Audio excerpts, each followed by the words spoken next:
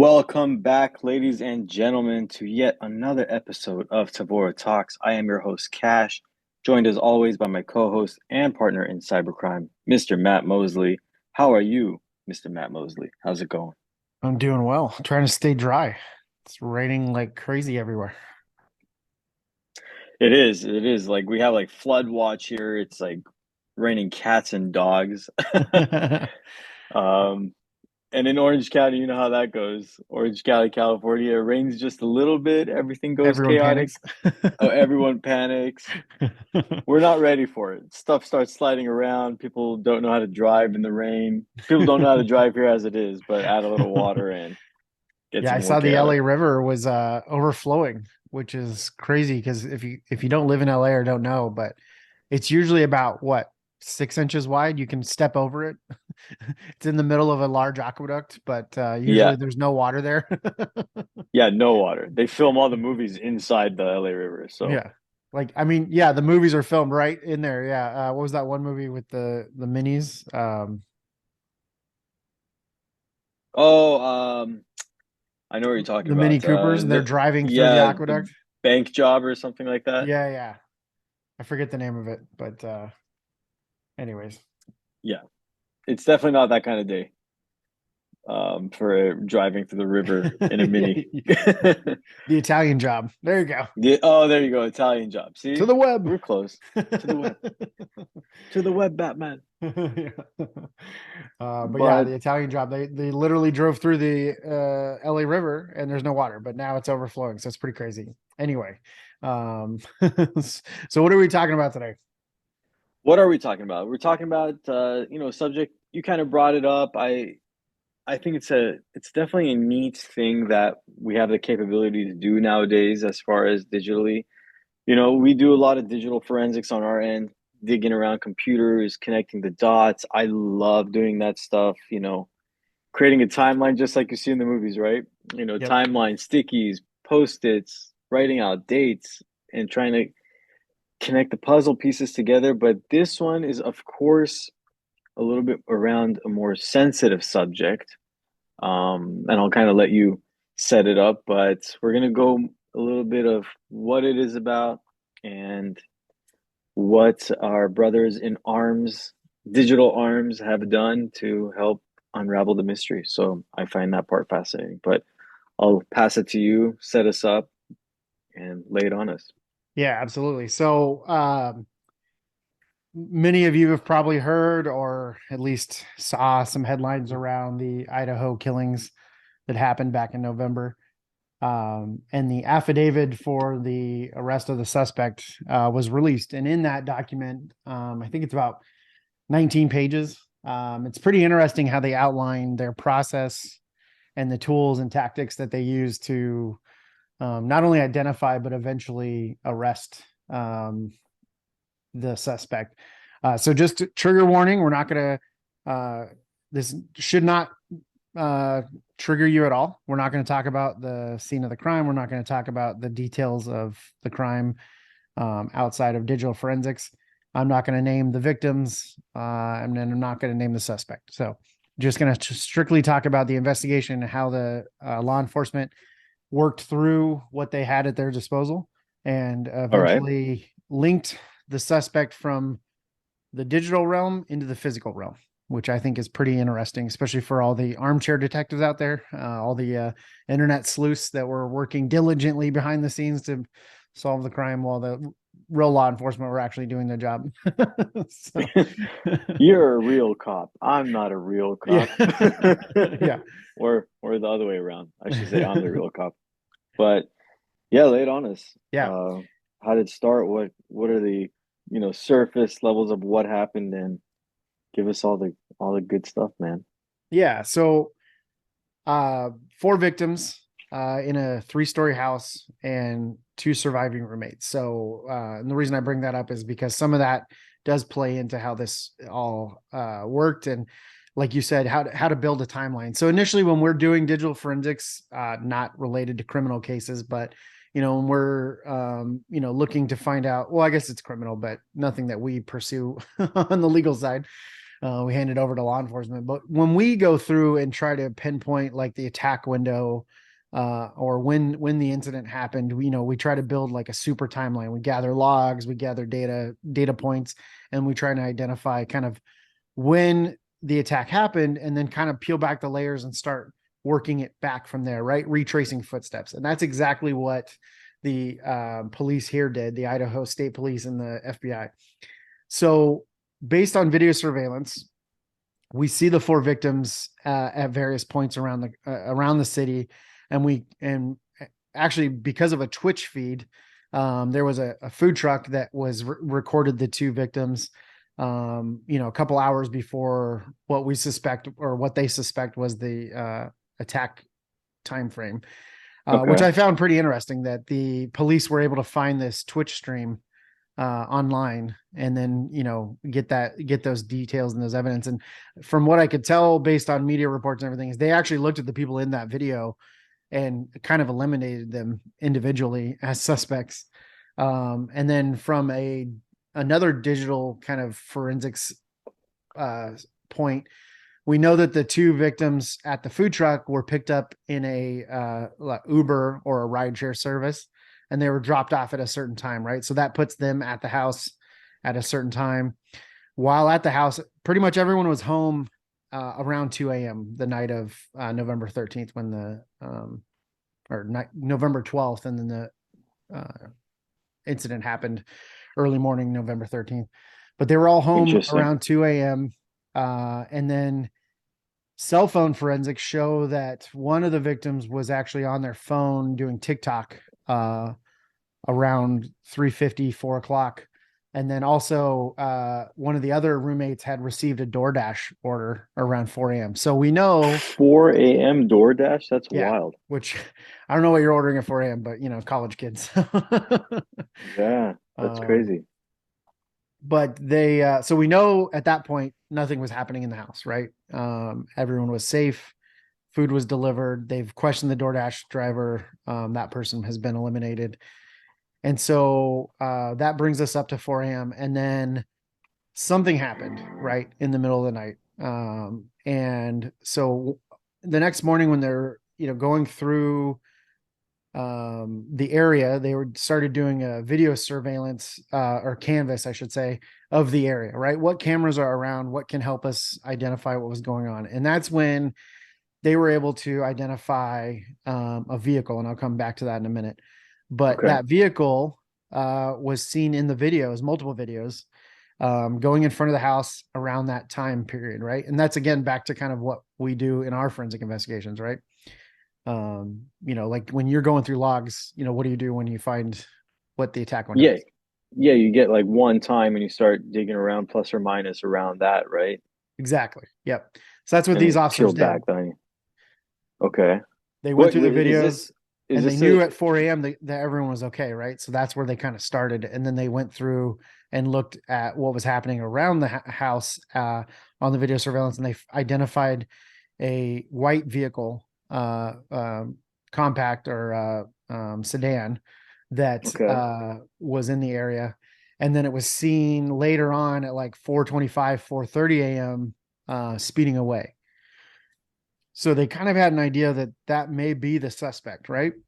And then the FBI was able to take the video and identify that the vehicle was probably a Hyundai Elantra, and the make years were like 2010 to 2012. Well, then they did some more work, and they determined that it was actually from 2013 to 2016. I guess there's some details on the car that this expert, who's got 15 years in the FBI, he was able to pinpoint on this blurry, grainy video. But it's great that they were able to do that. So once they had that information, what do you do next, right? You're going to try to identify who has that car, right? Where does that car live, or where did it originate from? Yeah, how do you go about that? Right, exactly. Tons of those Hondas, or I would imagine, right? Fortunately, this is a kind of a small college town, and then next door was another small college town.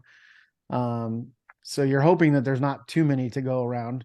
And I don't know how many they ended up finding, but over almost a month goes by and they don't have anything in anything that's kind of helping them identify one suspect or multiple suspects. But then they released this information on November 24th. I could be wrong on that, but they released it on the end of the November month to the Washington State University. They'd already released this information to surrounding areas, but for whatever reason, it didn't make it to Washington State University. And an officer there, security officer, decided to look in the system to see who was registered that. And they had a name, they had a person, right? And this person's car matched the vehicle description. It was missing a front license plate. And then turns out that this person had, a background in criminology and all this stuff. So now now police have got like a lead, right? But you still don't have a suspect. This is all circumstantial. He owns a white car, who knows?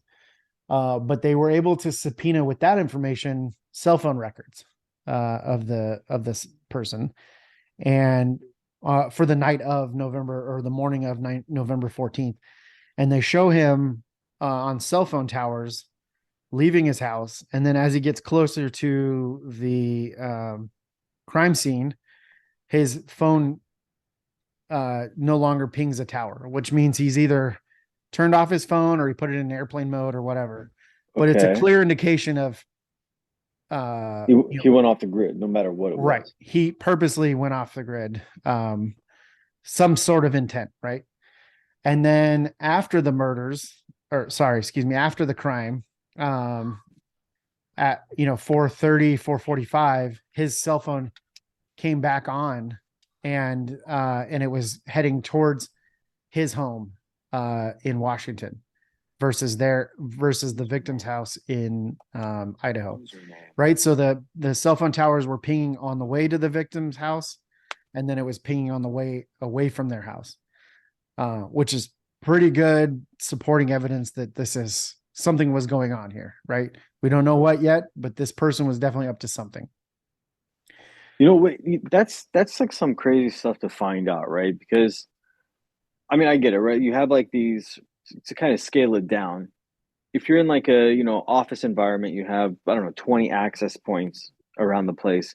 As you're kind of walking around, it intellectually connects your phone to the strongest tower that has the strongest signal. Unless, maybe some load balancing or something either, right?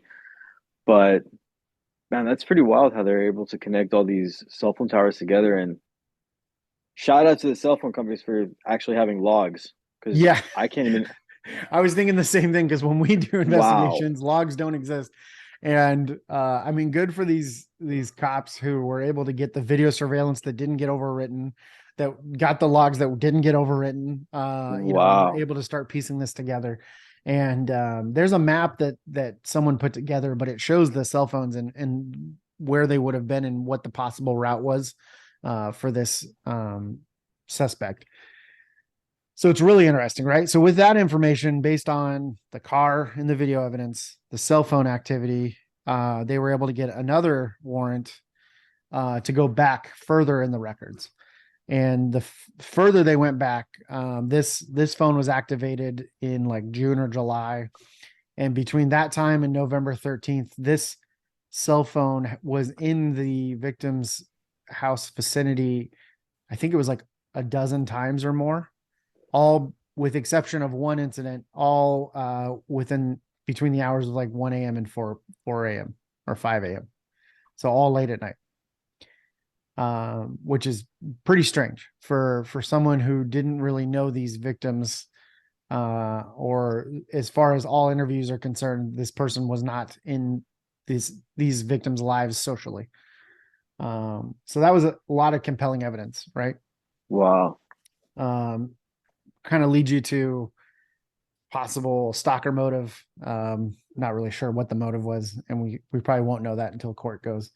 And I don't want to make any assumptions, but definitely, there's an argument there, and enough to start kind of singling this person out as being the prime suspect. Now, with that said, I think what we're going to see moving forward is probably going to be some social media forensics or analysis done. right? Especially like we saw TikTok was mentioned earlier. I think text messages are going to be probably, analyzed. Private messages, maybe on Instagram, Twitter, whatever that these victims had, and see if this suspect, reached out anytime but before that. If possible, maybe video surveillance at the workplaces to see if this suspect was, anywhere around these victims. But once they had all that information, then they started basically surveilling the suspect, right? And this suspect, as it got closer to the holidays, decided to drive across country with their father to go home for Christmas. And so they're going from Washington to Pennsylvania, and the whole entire time, the FBI was watching them through what I believe was drones, but aerial surveillance is what was said. But there's some internet sleuths have found aerial footage, or not footage, but how you can track like the routes of planes. Yeah, yeah, Um, yeah. there was a plane over the family's residence that just circled for days. So Oh, I think it that's was like some wild. sort of drone that was circling over, which we saw here in Portland during the Black Lives Matter protests. You can go online and see that there was a drone or drones going over downtown. That's And wild, man. yeah, and it came out later on, like months later, that they were surveilling cell phone communications. So I would imagine they probably did that here. And on top of that, law enforcement did follow him on the ground. They pulled him over a couple times on his way to Pennsylvania. And at one point, the FBI asked the state trooper to get body cam footage of the suspect's hands to see if there was any wounds or anything like that. And so so we have all that right now. How do we link this information from the digital world into the physical world? And Right, yeah. so that comes into the CSI type forensics, right? The blood stains and all that stuff. And I'm not going to get too detailed on that, but there was DNA evidence left behind at the crime scene, and that DNA was collected. But again, they didn't have a suspect when that was collected. And then now that they had a suspect, they followed him to the house in Pennsylvania.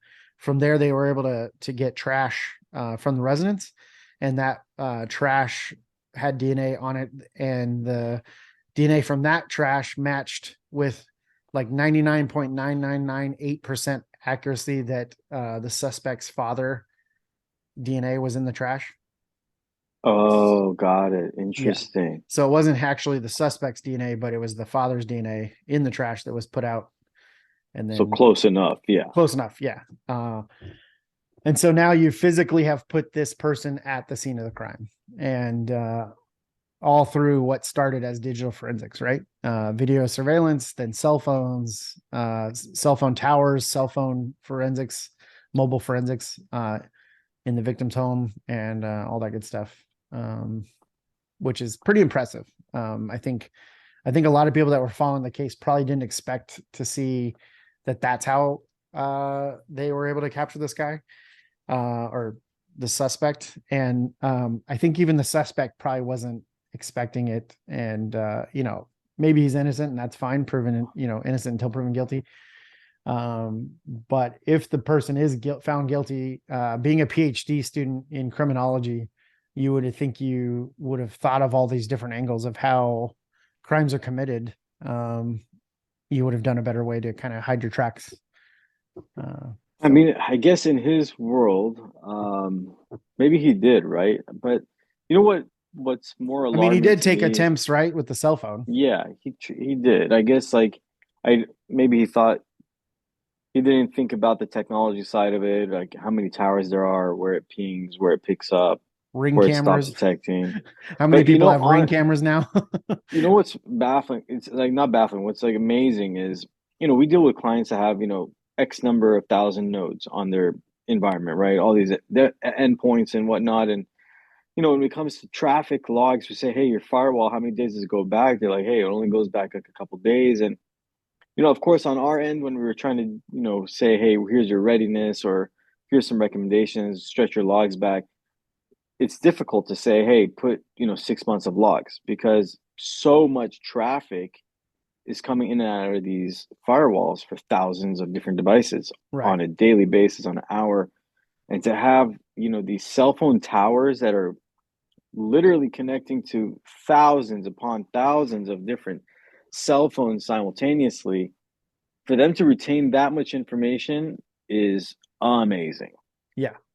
Like shout out to those cell phone companies because that's wild. I wonder if there's any kind of like, regulation for these kind of cell phone providers To save the to data. retain. Yeah, like how long back, like how I much don't know. data, like how much data does Got to be one a tower lot, generate? It has to be a lot. especially towers next to like a freeway, which is Oh where my they've God. pinged this guy. Um, and video surveillance from the highway, right? Show the car going by the cell phone tower. Like these are all, collaborating data points that are going to have to be proven in court of law, right? They're going to have to show exactly how they, you remember like in math when you're in high school and college, you had to do the proofs, right? Yeah, show your You had work. to Yep. prove your equation. That's exactly what is going to happen here, right? We all know how court works. These people are going to have to show how they linked this data to this person all every step of the way, which is, That's wild. yeah. And I know it's when it pretty comes, interesting. Oh, and I forgot to mention they even had license plate readers that showed where this person was traveling across the wow. country. So I mean, Is another that piece what of digital forensics. So is that like one of those things that you see on TV where it shows up like with blurry picture and they're like enhance, yeah, enhance. super troopers enhance. Yeah, enhance. And it just magically gets crisper and crisper and crisper. But what's kind of I think the more scarier aspect of it is, you're saying that, person, the suspect X didn't really have any direct relations with suspects, I know victims Y, right? Yeah, And you're thinking maybe kind of like a stalker idea or whatnot, but you kind of initially mentioned that these victims they were TikToking at late hours of the evening, right? And in my mind, it kind of goes back down to how safe are you really on social media, And you and I've had these conversations of your password security and don't put your pet's name because if you have your pet on your Facebook and you like, oh, I love my dog Johnny, well, there's your password secret answer, right? But right. like, what if that Twitch stream was live or the TikTok stream was live and the suspect was peering into his secret fantasy at 2 in the morning and he realized where they are and it's obvious where they are and whatnot and it kind of gets scary, right? You're like, Yeah, I think that's an excellent point. It really, yeah, it really does make you wonder, how dangerous it is to post. I mean, in the past, it was they didn't have like the live streaming like TikTok is today, right? With the shorts and all that stuff. Before it was just posts like Twitter and Facebook and stuff, and people would be like, "Oh, check out my toes on the beach here in Cuba, or whatever, Cabo." yeah, And you're like, "Oh, well, that person's not at home. I can go rob their house right now. I can go burglarize their house right now." And absolutely. right. And so we've talked about that in the past. And, we talk about that with domestic violence victims when we give those trainings where, don't give away your location. And if you do go on vacation, post the pictures after you get back, right? So that people don't think you're away. Well, now with this, especially this, like you said, it was a great point. If the person's live streaming and the suspect is watching it, then they know where not only where are they at, but possibly, who's with them and what the house looks like. If there's any kind of cameras around or whatever, in the background of whatever the live stream is. So that's kind of scary. And there's been instances Big time. where people have been live streaming and SWAT team has been called on them, right? The swatting pranks that happen. And you see that on the live stream. So yeah, I don't know what kind of safeguard you put there, other than to just not do it. But these social media influencers and people that love social media, it's hard not to do that stuff, I guess. So Yeah, it's really wild. I mean, the more that we're talking about it, the more that things are coming to mind. It's like, my generation, our generation never really got, we were on the cusp of, hey, we start with MySpace, then Facebook, and now Instagram, kind of, and then TikTok. Like, I'm like, all right, that's enough. I kind of fell off the map. But I never got personally into the realm of needing to stream or broadcast what I'm doing at every second of the day. But this new generations, it's almost kind of like second nature. Everybody's kind of doing it, updating everybody on their activities consistently. And like you said, you could really easily follow around, where, hey, people put pictures of themselves up at work, some Starbucks barista, hey, here's another coffee I made that, you know, customer, look at his, whatever, like, uh, obnoxious requests, like all this stuff. And you could really easily track somebody, Yep. like super easily. Especially like, we have people that we've podcasted with that do streaming on a regular basis. So I know based on that, they're going to be live streaming at this time wherever they live. And if I want to pinpoint them or if I want to do something against them at that time, it's pretty well known publicly what time that's going to be.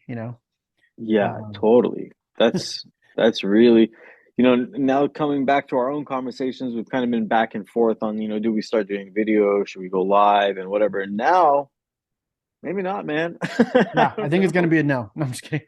I think, yeah, because it's like, okay, if I'm live streaming at so and so place, yeah, if we're like in a, tour event, for example, and there's 200 people there, hey, we're live at, Las Vegas Speedway at DEF CON. Okay, something. But I mean, beyond that, I guess it's definitely scary because you don't know who your viewers are. You just see a Right. number, and everybody's become so obsessed with this number of followers and viewers and live viewers, and kind of overlook the factor of safety. Right. Well, and just the cyber stalking too, right? Like if your profile is public, and you've attracted someone or someone just takes interest in you, they can really start, identifying all kinds of things about you, what you like, what your locations are, all kinds of stuff, whatever you can see in those pictures. And not only that, but sometimes geolocation, geotagging on those images. But in this case, I think the victims had some pretty substantial social media posts on Instagram and everything. And I don't know if that's where this all started with this person. Um, and I'm not victim blaming or anything like that, but there was some pictures on there that could entice males, I would imagine. And that just brings unwanted attention, from the wrong Absolutely. I mean, you people. can't. From the Yeah, you wrong definitely people. can't. Let me You clarify. definitely It's can't blame them. unwanted attention from the wrong people, right? Like Absolutely, yeah. there should be no reason you can't post a picture of yourself looking beautiful or whatever online and it be fine, right? It's the crazy people that make it not fine. For So sure, let's for just sure. clarify that right now. I mean, like, social media, how it kind of started was, you back in the day, you had email. You put like an email group together with your friends to, or family, just to be able to mass blast everybody at the same time, right? And then it kind of grew into, now we have pictures. And initially, like Instagram, when I first signed up, my first like 20, 30 followers and people I followed, it was literally just my group of friends. And it was still okay. Like, hey, I would take a picture of me at like a nice dinner or something like that. I would post it and show everybody, right? And I wanted to show just my close knit circle. But like you said, if you have like this public page and your content is appealing, you're appealing as an individual, whatever, you're definitely going to start attracting people beyond your control. Yep. And that gets definitely scary. It's like, how do you feel like, I don't know, there needs to be some kind of mechanism in place to start vetting humans signing up for social platforms. I mean, just the same way they've been Some trying to sort of do things training. like, I don't know, like, psychological profiling. Are you a psycho? Then yes, Well, you can't that get on Instagram. Or, I I don't know don't if we could know, do that, but I do think, security awareness training is definitely something that needs to be, we're definitely in a shift where, and I know we live and breathe cybersecurity, but I think kids should start learning about it early on in, elementary Absolutely. school. I think kids should learn in middle school and high school. Just like we do, sex education. It's one of those things that kids need to be taught not to talk to strangers online and all that good stuff. Definitely. Definitely. Not to give out certain information. And this stuff is all taught already, but I don't think it's taught regularly. And I think we have to move towards that.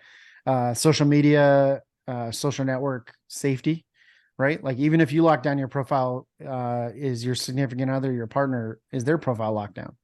Right? Because when I'm doing open source intelligence, I look at a person and then I look at who they're following, or I look at a picture that they've posted and I look at who made comments, who liked it. And that usually gives me not only their friends, but usually their family. And then I can go to their pages and get information about them. And so, yeah. I mean, And but that's to when I'm that doing point, it for like, work. I don't cyber stalk in my free time. yeah, I Just don't so we're either. clear. But like I've been on those profiles where you come across a page and you click on the post and you see like who posted this, like somebody like wrote something or whatever, right? Yeah. You go on and it's a private page, but yet they have like 1 million followers. Yeah. So, that person who's running that account is definitely not vetting every single one. They just have it Exactly. private for whatever reason. I can't ever figure that out because it's like, okay, if you got like 1,000 follow requests today, are you spending 10 minutes on each one doing your due diligence before you let them peer into your life? And 9 times out of 10 answer is definitely no. Right. And what about the So, duplicate profiles? Like where yeah, people duplicate will profiles. copy someone's profile that's like a close friend and then add them again. Have you seen that?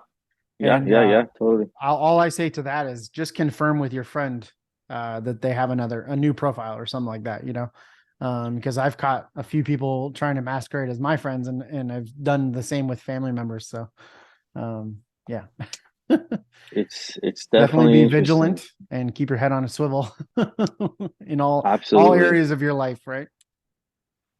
Absolutely. I mean, the future of social media is definitely going to be a little bit more, I don't know, I don't want to use the term scary, but it's something that we have to be prepared for because of things like this, right? It's like two people have no cause, living their lives, going about their days. 4 a.m., such a catastrophe happens. Right. And that's pretty scary. But Yeah. shout out to the infrastructure system for having the ability to Yep. at least pinpoint such a thing. I think that's fascinating. Right. And great police work by Idaho State Police and local law enforcement and federal law enforcement, FBI and all that in this case. And we'll see as more details come out. But I think the digital forensics in this were pretty interesting. I don't think a lot of people expected it to be at the level that it was. I know I was kind of surprised by some of it, especially the drones and the tracking the suspect across the country and stuff like that. So, Absolutely, yeah, absolutely. but I mean, we've dabbled ourselves a little bit in mobile forensics, and your phone definitely retains a lot of information, believe it or not. yep. But yeah, definitely wild. If you're listening out there, um, be cautious. Be cautious of what you're posting about yourself. Yep. Don't recommend going live unless you're in a very, very good environment. Um, I don't know. It's definitely tough. It's definitely tough. Yep. But that's a wild story, Mr. Mosley. Thanks for bringing that to our attention and talking about it. Yeah, not a problem. Whenever I find stuff fascinating, I'll try and share more of it on podcast. Yeah, we'll definitely share some more on things like this, right? Digital forensics is right up our alley. I absolutely love digital forensics. It's my favorite thing to do. Give me logs, right? I always tell you that. Do they have logs? Send it to me. Yeah. But And but then for announcements for the year, we've got a lot planned for this podcast. So stay tuned. We're going to be, I think we're doing a pretty good job of posting consistently, and that's the goal for this year. So looking to have content every week or every other week, and then we've got some episodes lined up. We're getting some guests lined up right now, and yeah, so stay tuned, like and subscribe. like and subscribe. Stay tuned. Hopefully you enjoyed this conversation. If you have anything to add to it, leave some comments for us. Like, subscribe. If Yeah, you you guys might ever just get find some pogs. yeah, we might get some Bog stickers. We have some cool stuff. I'm sitting in our IR room right now as we speak. I see some fun Tavora Talks gear around me. So find a way to get a hold of me and Matt. We'll be more than happy to send you some fun Tavora Talks swag items. And I guess with that said, I have no more to say than what I've already said for this matter. Any final comments from you? Nope, just be safe, stay vigilant. Stay vigilant. Trust, but verify. And with that said, till next time.